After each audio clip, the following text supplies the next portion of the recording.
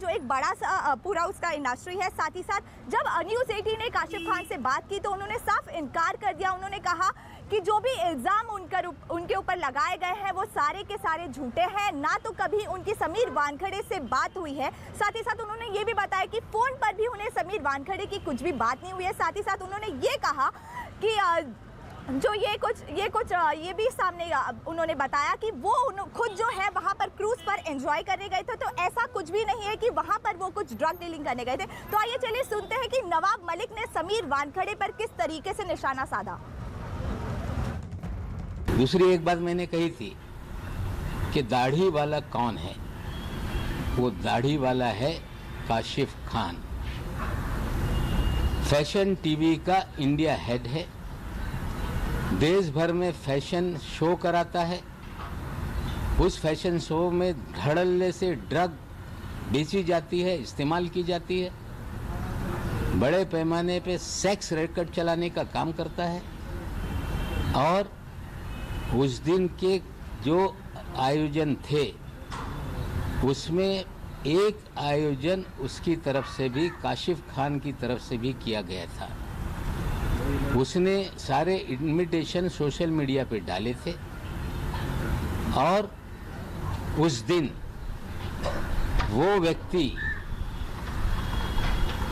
Cruise पर Sunday के दिन 6:23 का एक वीडियो जो उन्हीं के साइड से मैंने निकाला है, अपनी माशूका के साथ डांस करता हुआ नजर आ रहा है। मैंने उस दिन सवाल पूछा था, वानखेड़े साहब ये दाढ़ी वाला कौन है? इस दाढ़ी वाले को आपने क्यों नहीं पूछा? इसकी गिरफ्तारी क्यों नहीं हुई? ये दाढ़ी वाला फैशन के नाम पे देश दुनिया में पोर्नोग्राफी का धंधा करता है, ड्रग का धंधा करता है, सेक्स रैकेट चलाता है और समीर वानखेड़े जी के उनसे अच्छे संबंध हैं। एक अधिकारी ने मुझे कहा कि कई बार हमने इनके ऊपर छापेमारी करने की कोशिश की, लेकिन समीर वानखेड़े ने काशिफ खान पर कार्रवाई करने से लगातार हमें रोकने का काम किया। जो मेरी शंका थी कि जो जिन है, भूत है, इसकी जान इसी तोते में है और तोता पिंजरे में कैद होने वाला है, इसलिए पूरी जिन जो राक्षसी सोच के लोग हैं, जो भारतीय जनता पार्टी के लोग हैं, कहीं ना कहीं जिन घबराने लगा है कि कहीं तोता पिंजरे में चला गया तो और बहुत सारे राज खुलेंगे क्या।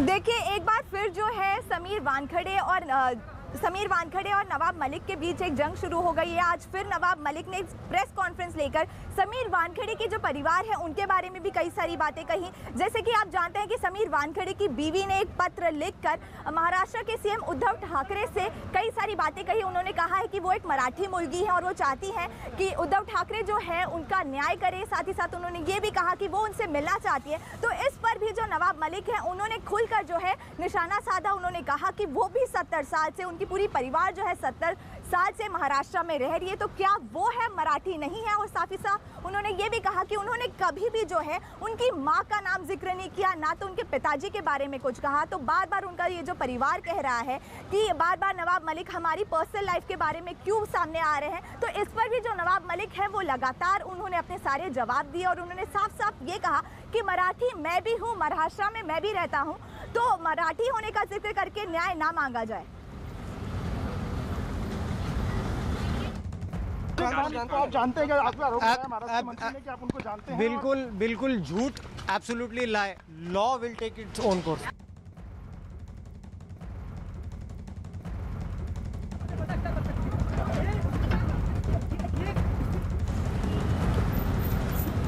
नवाब मलिक ने समीर वानखेड़े की कई सारी चीज़ों पर और भी सारे सवाल उठाए। उन्होंने कहा कि जो समीर वानखेड़े हैं उन्होंने मुंबई पुलिस से प्रोटेक्शन की बात की है। इन सारे बयानों के बाद नवाब मलिक ने समीर वानखेड़े पे जो है फिर से जो है निशाना साधा, जिसके बाद आशीष शेलार ने भी पलटवार जो है नवाब मलिक पर किया। उनका बयान यह बचपना और बचकाना है। हमारी पूरी जिंदगी और हयात भारतीय जनता पार्टी की संघर्ष में गई है और इसके लिए ऐसे बेबुनियाद पादरी फुसके इस प्रकार के जवाबों का या बयानों का जवाब देना नहीं चाहिए, ऐसा मैं मानता हूं। उन्होंने अगर ये कहा है अब भी पिक्चर बाकी है दोस्त, तो हम उनको बताना चाहते हैं चल हट हवा उद्या। शीतकालीन सत्र आने के पहले राष्ट्रवादी कांग्रेस पहले ये सोचे कि अपने कितने नेताओं को शीतकालीन सत्र के पहले ठंड लग जाएगी और बदन में दर्द भी होने वाला है, ये समय बताएगा।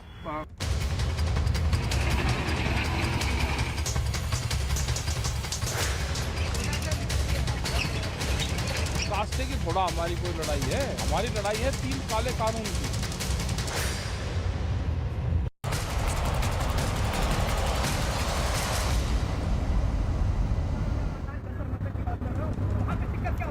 नमस्कार, आप देख रहे हैं न्यूज 18 इंडिया और मैं हूं आपके साथ शिवानी पांडे। 11 महीने का लंबा वक्त बीत चुका है, लेकिन अभी भी किसान आंदोलन लगातार जारी है और आज गाजीपुर बॉर्डर पर हम इस वक्त मौजूद हैं तस्वीरें आपको दिखाने के लिए, क्योंकि गाजीपुर बॉर्डर जहां पर लगातार बैरिकेडिंग इससे पहले की गई थी, अब वहां से दिल्ली पुलिस बैरिकेड्स हटाने की कोशिश में जुटी हुई है। एक बार तस्वीरें आपको दिखाते हैं यहाँ पर गाजीपुर बॉर्डर में किस तरीके से कटीले तार लगाए गए थे, बैरिकेड्स। अब कल रात से ही ये शुरू हुआ है। यहाँ पर देखिए किस तरीके से क्रेन के जरिए बैरिकेड्स हटाए जा रहे हैं। जो सीमेंटेड ब्लॉक्स हैं उनको हटाने की कोशिश की जा रही है, क्योंकि उनमें काफी मजबूती है और रोड पर जोड़कर उनको सीमेंट से लगाया गया है, जिसकी वजह से उनको तोड़ने में काफी दिक्कतों का सामना करना पड़ रहा है। और कटीले तार के साथ साथ पूरी की पूरी जो बैरिकेडिंग है आप देख सकते हैं, लेकिन ये कहा जा रहा है कि रात तक ये हटा लिया जाएगा, लेकिन देखना होगा कि आखिर कब तक ये हटता है। लंबे वक्त से किसानों का ये आंदोलन चल रहा था और आपको याद होगा 26 नवंबर 2020 का वो दिन, जिस दिन से किसान यहाँ धरने पर बैठे थे और पहला तंबू किसानों ने यहीं पर गाजीपुर बॉर्डर में ही गाड़ा था और तब से लेकर अब तक 11 महीने का वक्त बीत चुका है। लगभग 12 महीने पूरे होने वाले हैं। 26 नवंबर को 12 महीने पूरे हो जाएंगे, लेकिन अभी भी किसान लगातार अपनी मांगों पर अड़े हुए हैं। आपको बता दें, 2 तस्वीरें भी इस वक्त आप देख रहे होंगे। पहली तस्वीर दिल्ली यूपी बॉर्डर की होगी और दूसरी तस्वीर गाजीपुर बॉर्डर की हमने आपको दिखाई। दीपक रावत इस वक्त मेरे सहयोगी मेरे साथ ही गाजीपुर बॉर्डर से जुड़े हुए हैं। दीपक, देखिए अब यहाँ से अगर नेशनल हाईवे 24 की बात की जाए तो यहाँ से तो बैरिकेडिंग हटा ली जा रही है और शाम तक कहा जा रहा है कि शाम तक ये हट भी जाएगी, लेकिन अगर ठीक इसी के नीचे जो अंडरपास है वहां पर अभी भी किसान धरने पर बैठे हुए हैं। यानी कि यहाँ पर रास्ते तो साफ हो रहे हैं, लेकिन आखिर बातचीत का रास्ता कब साफ होगा?